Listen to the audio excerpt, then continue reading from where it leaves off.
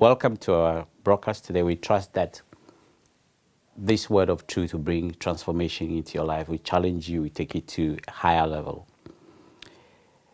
In this life, we've come to realize that the relationship you have with someone or the depth of the relationship you have with someone is determined by how well you trust the person and how well you know the person. And God's number one agenda is to have a good relationship with us. And for us to have a good relationship with God, we need to understand the characteristics and the nature of God. Today, we're going to bring you up to enlighten you on one characteristic or nature, what I call nature of God. I believe that is very vital if we are going to live a life in full and fulfill our destiny on this earth. Shall we turn our Bibles to Isaiah 46, verse 8? It said, "Remember this and show yourself mine. Recall to mind, O you transgressors. Remember the former things of old, for I am God, and there is no other. I am God, and there is none like me, declaring the end from the beginning, and from ancient times things that are not yet done, saying, my counsel shall stand, and I will do all my pleasures." If you're a good student of the Bible, you realize that in Isaiah 43, verse 18, God says that do not remember the former things of old, neither consider them, because he's doing a new thing. Now, is God actually contradicting himself here, saying, do not remember the former things, and all of a sudden he said, remember the former things? I don't think so. I believe God is teaching us some basic principle. He's saying here that whenever we want to achieve anything new in life, we need to forget the past, the pain, the suffering, the disappointments, because he, God, is doing something new. But when it comes to his character as God, he declares the end from the beginning. We should never, ever forget that, because that is who he is. And for us to have a deep relationship and for us to fulfill our assignment right here on earth, for us to live life in full, we need to understand that nature of God. And that God is saying that we should not. And now, if we look at it in the Bible, we see someone like Joseph.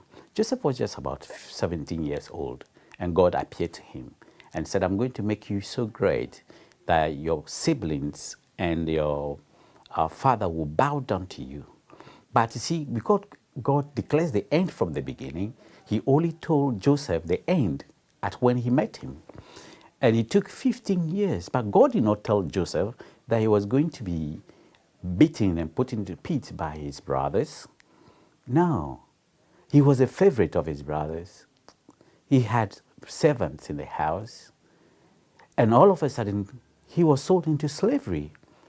He was being served, and now he's serving people, but God did not tell him anything about that.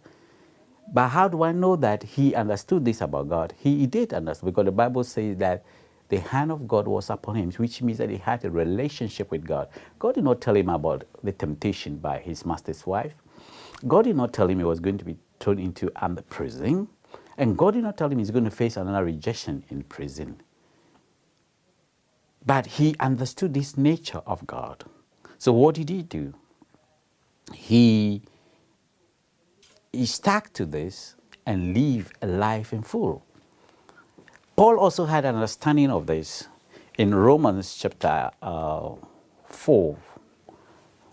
In Romans chapter 4, let me just read from verse 17. But it says that, let me read from verse 16. Therefore, it is of faith that it may be according to grace, so that the promise might be sure to all the seed, not only to those who are of the law, but also to those who are of faith, of Abraham, who is the father of us all.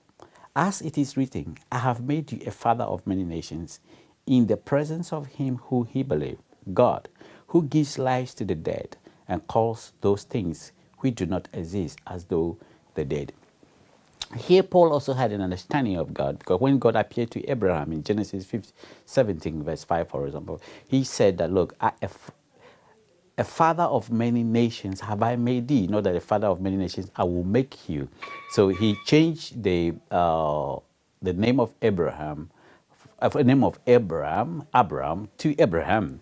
And so he declared the end from the beginning. And that is what Paul is saying here, that God has this nature, that God declares the end from the beginning. And how did he put it? He said, God calls the things which do not exist as though they did.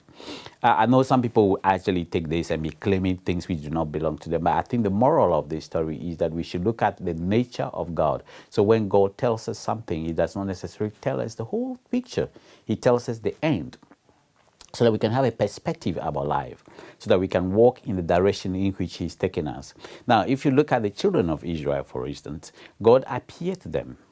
And God said, I'm taking you to a land filled with honey and milk. They did not understand this nature of God, that God declares the end from the beginning. So what happened? They came out of Egypt, met the Red Sea. What happened?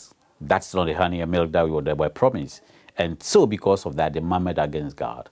They were so disappointed with God. They did not understand that God declares the end from the beginning. They've forgotten the angel of God that was with them. Just like with Joseph, the hand of God was upon them. They forgot totally about all of this. Now, what happened? God, the children of Israel, did not enter the promised land, except two of them, original, that left Egypt. Why? They did not understand this nature of God. God did not design any of us to fail.